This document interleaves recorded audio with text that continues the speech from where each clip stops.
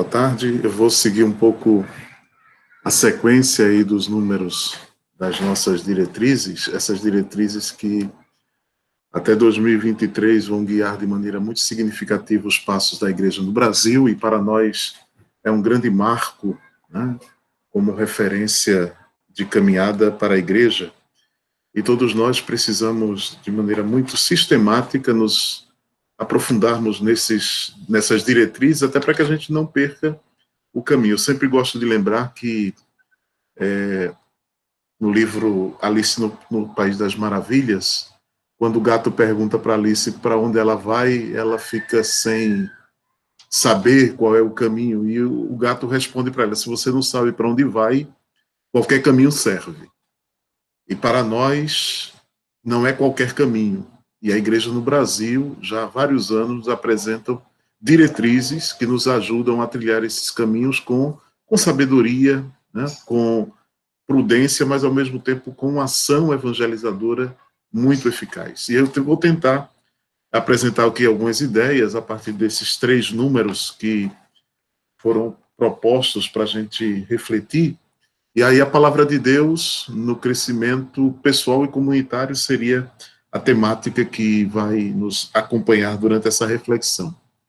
Eu trago uma referência bíblica que nos aponta que eles eram perseverantes no ensinamento dos apóstolos.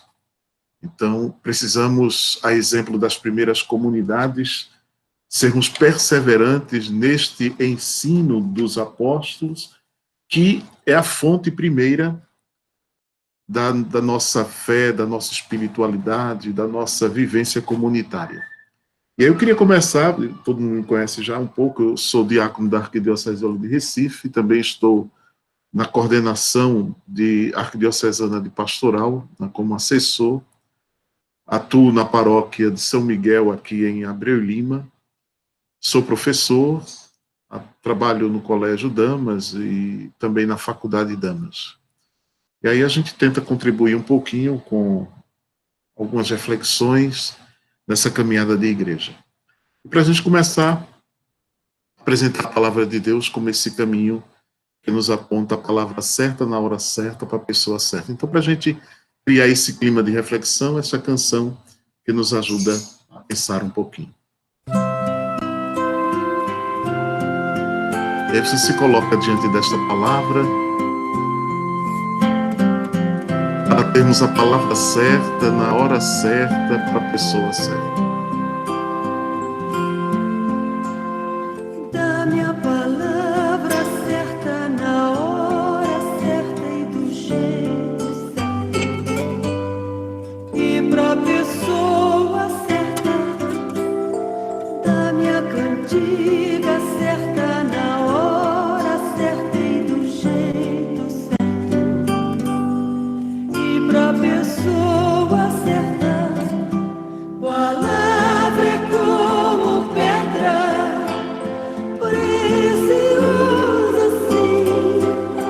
Quem sabe o valor cuida bem do que diz. Palavra é como brasa, queima até o fim. Quem sabe o que diz há de ser mais feliz. Dá-me a palavra certa, na hora certa e do jeito certo. E pra pessoa certa, dá-me a cantiga certa, na hora certa e do jeito certo. E pra pessoa certa, palavra é como pedra, preciosa assim. Quem sabe o valor cuida bem do que diz.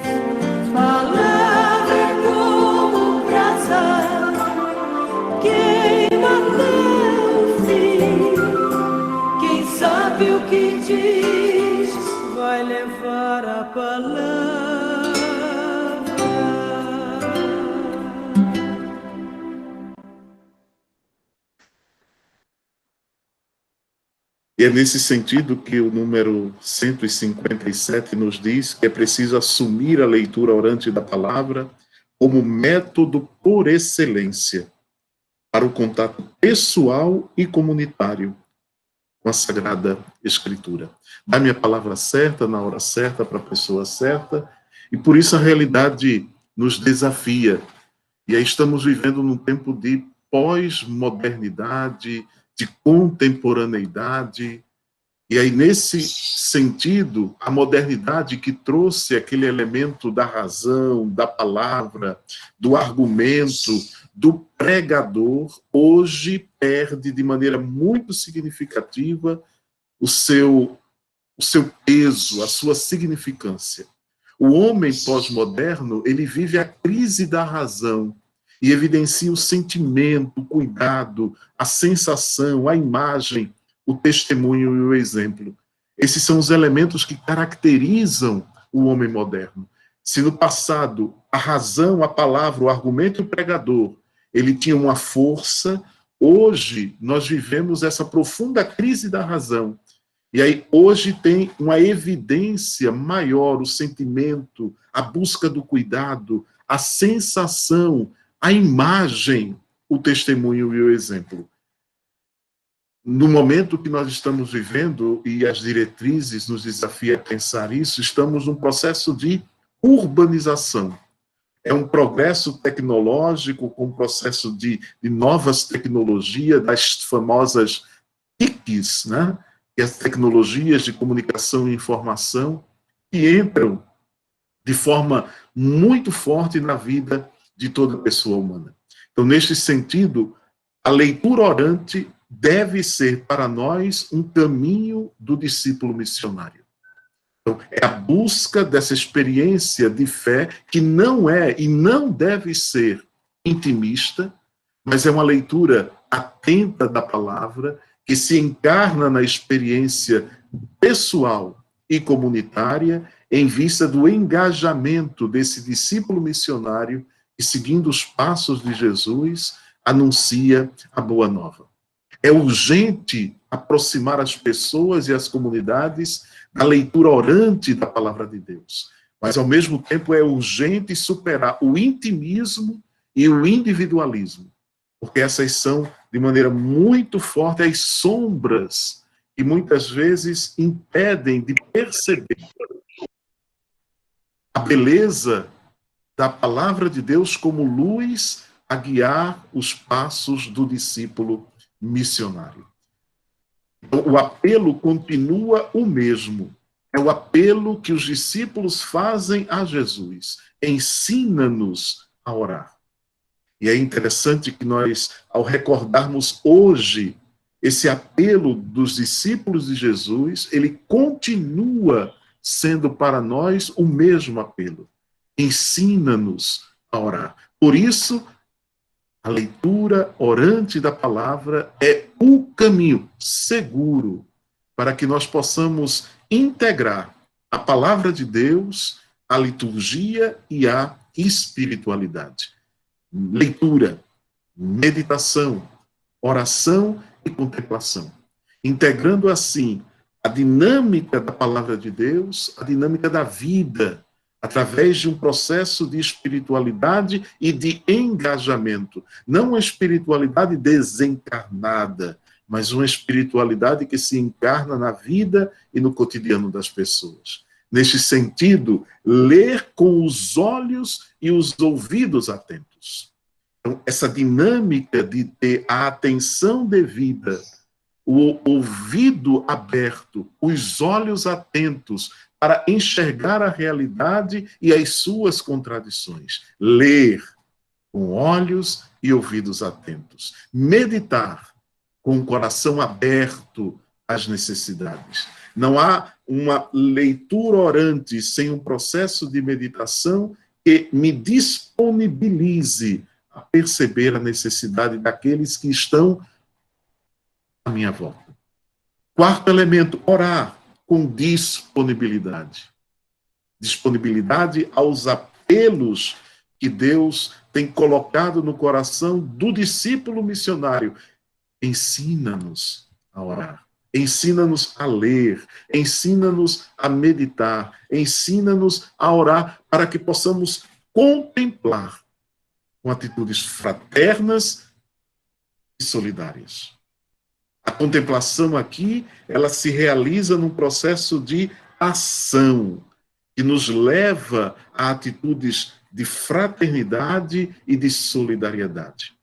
Ainda com as luzes de todos somos irmãos, fratelli tutti, todos somos irmãos. A contemplação nos leva a assumirmos na vida essa dimensão da fraternidade solidária. Por isso, o Papa nos convida.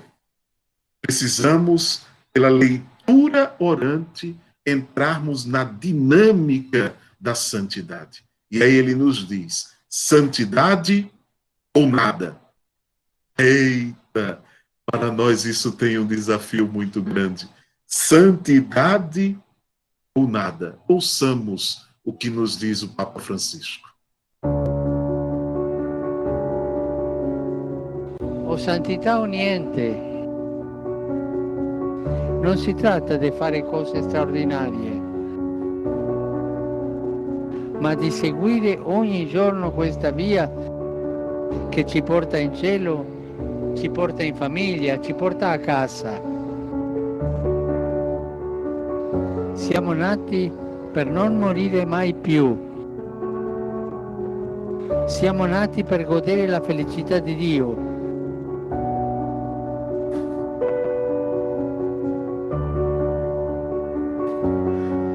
Nascemos para não morrermos mais. Nascemos para a felicidade. A leitura orante da palavra de Deus nos leva a assumirmos na vida essa dimensão de santidade, encarnada na realidade, encarnada no cotidiano da nossa existência, para que sejamos luzes em meio a tantas sombras. Por isso, a leitura orante do discípulo de Jesus conduz sempre a um seguimento, e não a um isolamento, mesmo vivendo hoje no tempo de pandemia, onde se propõe um distanciamento social. É preciso que possamos assumir na vida o seguimento de Jesus. E a leitura orante da palavra, ela nos conduz necessariamente a um seguimento do Mestre. Como discípulos missionários, precisamos estar atentos aos apelos que Jesus nos faz hoje para segui-lo diante de tantas realidades desafiantes. E aí, no segundo número, é preciso recuperar as bases da comunidade, viver da palavra. E aí o grande desafio para nós, sermos comunidades proféticas. Cada paróquia, cada comunidade de comunidades precisa ser uma comunidade profética, recuperando de maneira significativa esse desafio de viver a palavra. As novas gerações têm necessidade de serem introduzidas na leitura e no conhecimento da palavra de Deus. Evitar o risco de uma abordagem individualista, tendo sempre presente esta palavra que para nós é luz. Por isso é preciso insistir na catequese de iniciação à vida cristã, centrada na palavra de Deus, expressão maior da animação bíblico-pastoral. Aprofundar a relação com a palavra de Deus. Encontrar-se nos passos da leitura orante da Bíblia, lembrando individual e comunitariamente. Porque sem esse vínculo comunitário, nós podemos correr o risco de termos uma abordagem individualista, fora da comunhão da igreja, e não nos tornaremos comunidades proféticas. É preciso recuperar as bases da comunidade, viver da palavra, sermos comunidades proféticas. E hoje o mundo tem sede de profetismo. O mundo hoje tem necessidade. E quando a igreja deixou de ser profética, nós perdemos a capacidade de revelar a palavra de Deus na sua instância mais luminosa. Vivemos um tempo hoje que faz um apelo muito forte a todos nós. É preciso sermos comunidades proféticas contra a violência, contra a intolerância, contra o desrespeito, contra tudo aquilo que fere a dignidade da pessoa humana. É preciso que a igreja tenha a voz que a sociedade hoje clama. Ouvimos hoje, nesses dias, de maneira tão... Vidas negras importam, sim. É preciso que nós recuperemos a força profética da palavra de Deus. O ambiente da pastoral hoje é favorável ou não? E muitas vezes nós percebemos que não é favorável para que possamos revelar a imagem de Cristo para o mundo. Vivemos num mundo que aparentemente está na dinâmica do paganismo, mas essa imagem, para mim, ela é fantástica. Porque se estivermos com o nosso guarda-chuva a nos proteger das intempéries da vida, a palavra de Deus não irá florir. É nas intempéries, é na tempestade, é na chuva forte que a palavra de Deus vai florir de maneira mais eloquente, nos desafiando a fazermos parte desta grande comunidade profética de amor. Sou bom pastor. Hoje o tempo e espaço é de escuta, de cuidado, de felicidade. O tempo e espaço hoje, para nós, discípulos de Jesus, é tempo de escuta, de cuidado e de felicidade. O bom pastor nos convida a realizarmos na ação missionária, de animação bíblica, espaços de escuta, cuidado e felicidade. É preciso semear. É preciso ter a coragem de lançar sementes, implantar e fortalecer centros de estudos da palavra de Deus, como nos diz lá o número 158, e que esses centros de estudos da palavra não sejam centros elitistas.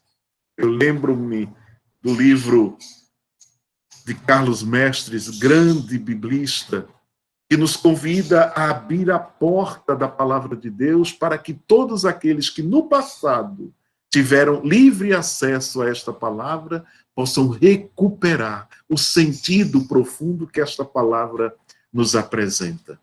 Implantar e fortalecer centros de estudos que sejam casas de portas abertas para o conhecimento da palavra.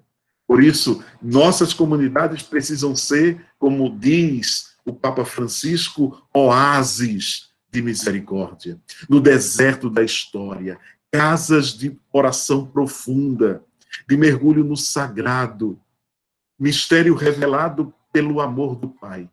Devem deixar de lado toda a burocracia que afasta, toda a aparência de empresa que presta serviços religiosos.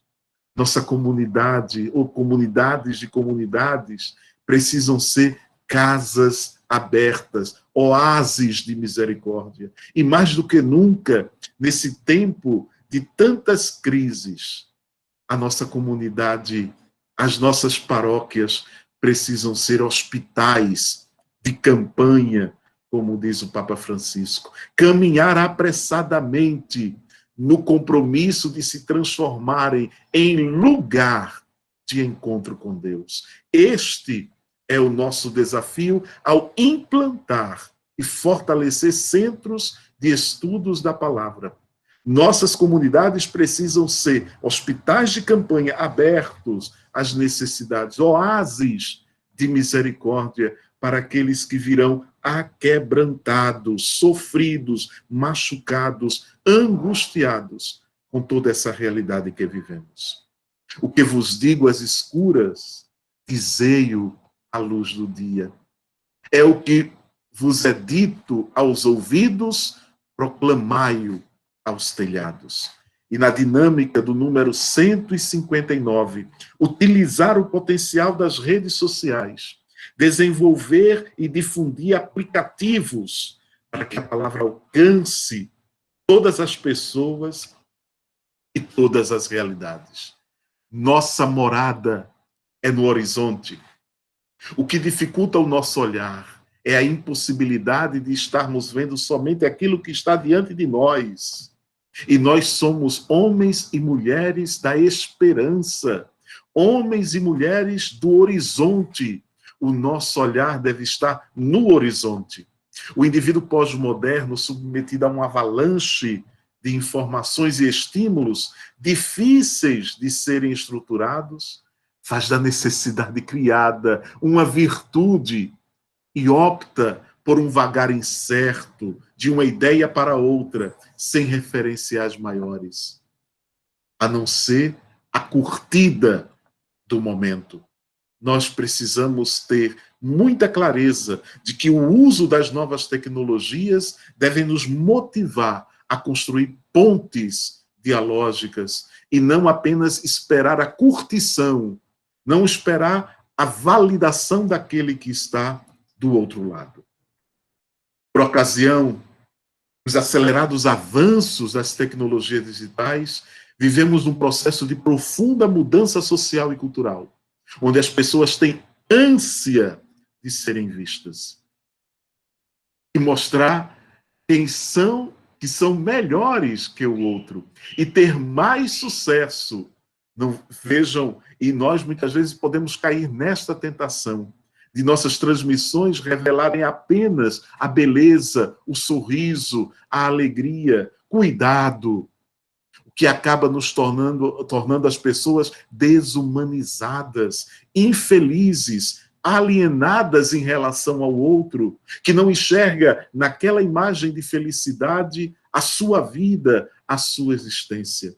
E o mundo mensurável por ações que fragilizam, objetificam e segregam a própria existência humana. O uso das tecnologias, ela é fundamental, é uma ferramenta magnífica, e esse tempo de pandemia nos mostrou isso. Mas nós, como discípulos missionários de Jesus, precisamos ficar atentos aos desafios que ela ainda hoje nos aponta.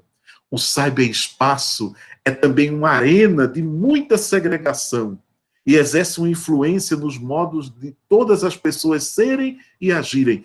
Por trás das câmeras, nós temos a liberdade de ofender, de machucar, de ferir. Cuidado!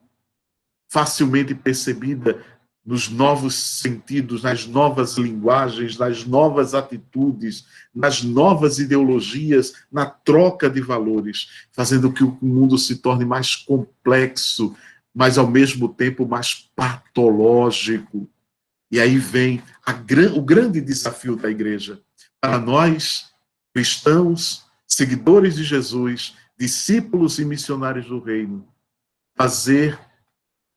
pensar por meio das tecnologias, porque elas nos colocam desafios significativos para o entendimento da nossa fé cristã e como esta fé está sendo transmitida e compartilhada. Nas tecnologias digitais, as pessoas possuem o poder da liberdade na preferência de pesquisa, na transmissão de opiniões pessoais, na defesa de seus posicionamentos coletivos e ideológicos.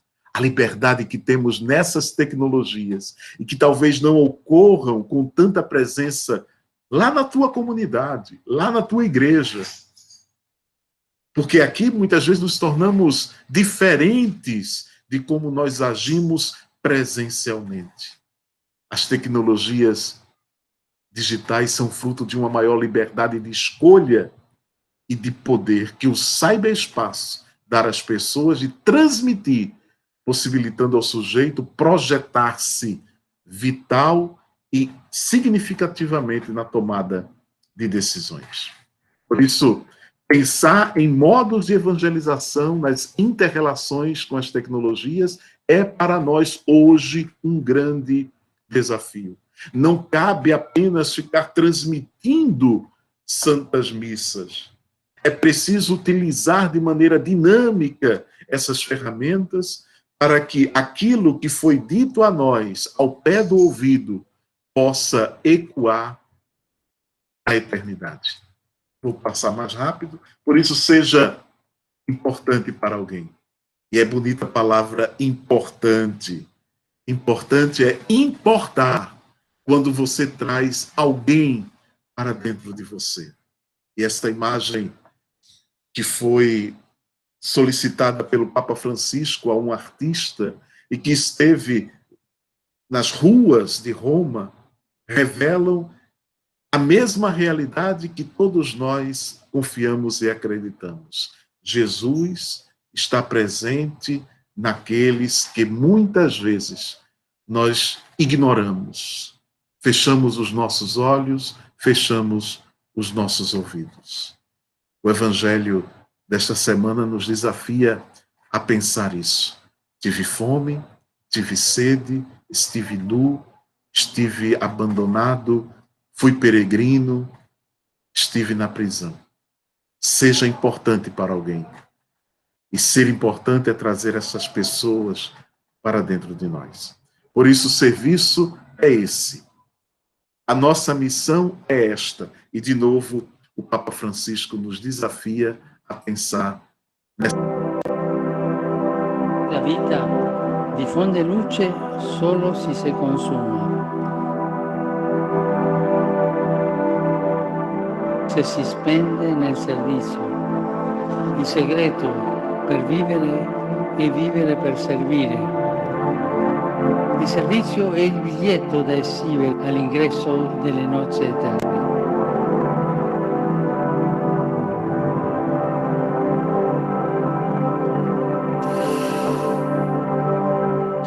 O serviço é o bilhete para que tenhamos acesso ao banquete da eternidade. Não esqueçam desta frase. O segredo da vida é viver para servir. E a animação bíblica, ela só tem sentido quando ela está colocada de maneira dinâmica a serviço da vida e da fraternidade. A partir desta atitude de escuta profunda e silenciosa do outro, o mestre pode propor a verdade que promove a vida. Somente no serviço, lembrem-se das bodas de Caná. Somente aqueles que serviam sabiam de onde vinha o vinho novo. Tem muita gente preocupado a ser mestre de cerimônia, mas o mestre de cerimônia não sabia de onde vinha o vinho novo. Somente aqueles que estavam a serviço o sabiam. A proposta de Jesus é sempre limpa, transparente, porque brota de uma reta intenção, honesta e gratuita. Temos sede, sede da vida. O mestre é alguém que percebe nossa ânsia pela água viva, água pura, água que mata a nossa sede. Mas muitas vezes, que água nós encontramos em nossos poços, em nossas comunidades? Talvez seja uma água morna, uma água talvez cristalina, talvez água corrente, talvez uma água estagnada. Cuidado! A água que nós buscamos, que é na palavra de Deus, é água corrente, é água que jorra para a vida eterna. Lutar e crer, vencer a dor, louvar o Criador, justiça e paz hão de reinar, e viva o amor. Por isso eu termino com esta afirmação. Eu perguntei a Deus, por que é que o Senhor está me levando para águas profundas? E Ele nos responde, porque teus inimigos não sabem nadar. Precisamos, sim, avançar para águas mais profundas. E nessa dinâmica da palavra de Deus, buscarmos a fonte que jorra para a eternidade.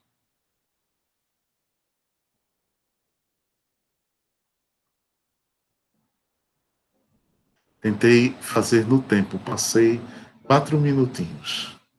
Não, está dentro do tempo. Nós começamos a sua parte um pouco depois, Sandro. Mas eu acredito, eu sou, digamos, suspeito em falar, porque eu sou um fã de primeira cadeira, né, do Sandro Roberto, é o nosso diácono, né? Desde há muito que o conheço como professor, e aí já nos ajudou muito, e ele fala como se tivesse transmitido em poesia, né? É gostoso ouvir o diácono Sandro Roberto. E aí, para a gente poder partilhar um pouco, eu queria que a gente só compreendesse desses pontos que ele colocou. Eu quero já apresentar para vocês.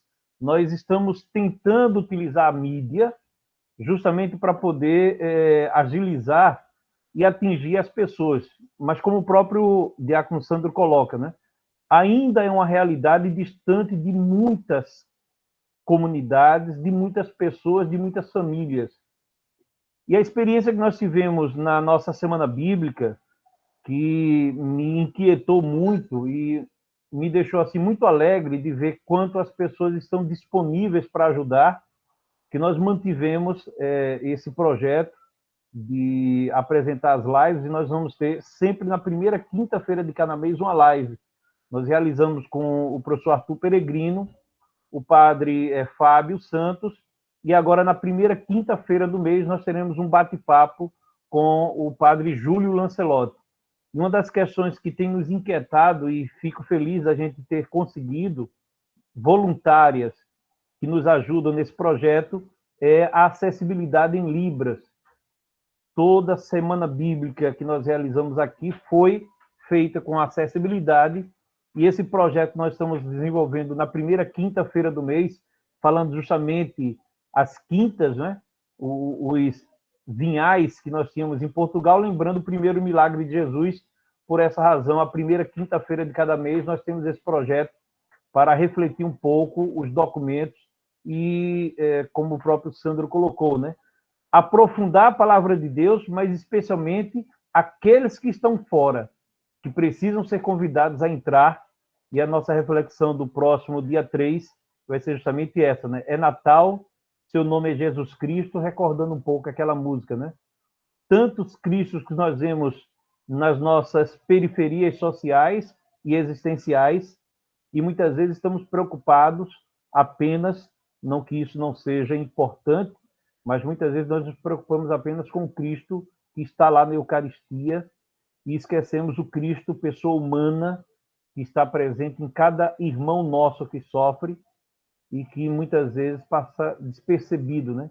Especialmente em tempos de pandemia. Então, quem quiser partilhar também conosco alguma coisa, pode aproveitar esse momento para a gente já perguntar ao diácono Sandro e abrirmos para que a irmã Isabel possa falar. E a irmã, se quiser também partilhar alguma coisa, seja à vontade.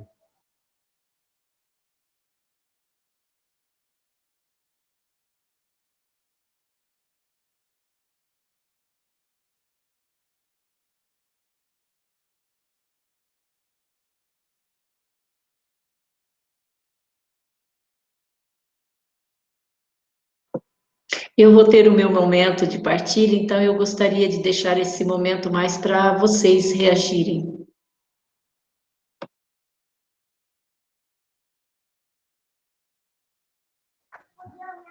A gente está aguardando aqui, Diego já vai apresentando e preparando para apresentar, mas quem quiser falar... Eu vou falar de novo, Adessa, só um pouco do que o diácono Sandro falou,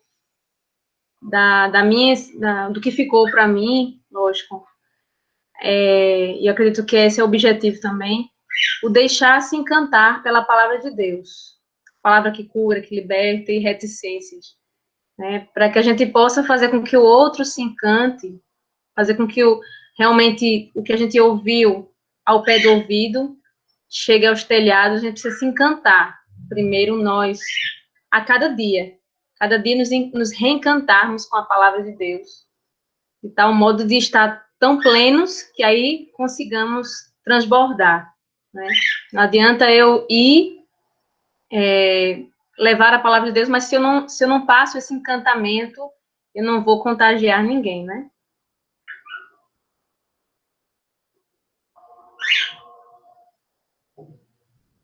Muito bom. Eu até complemento nesse sentido, né?